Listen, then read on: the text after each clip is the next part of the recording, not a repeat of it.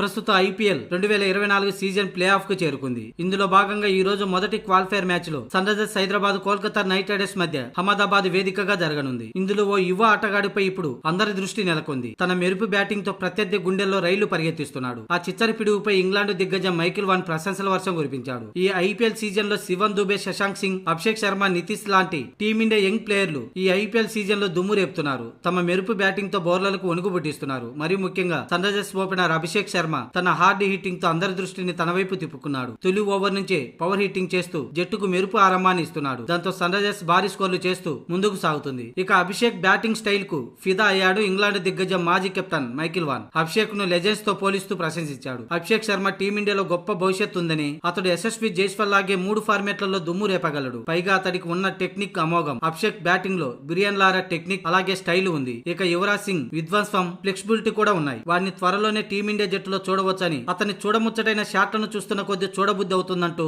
అభిషేక్ శర్మపై ప్రశంసలు కురిపించాడు Michael van. ఈ రోజు తొలి క్వాలిఫైర్ లో కూడా సన్ రైజర్స్ విజయంలో తన కీలక పాత్ర ఉంటుందని మైకిల్ వాన్ అన్నాడు. కాగా ఇప్పటిదాకా ఆడిన 14 మ్యాచ్ల్లో కలిపి 209 స్ట్రైక్ రేట్ తో 467 పరుగులు చేశాడు అభిషేక్ శర్మ.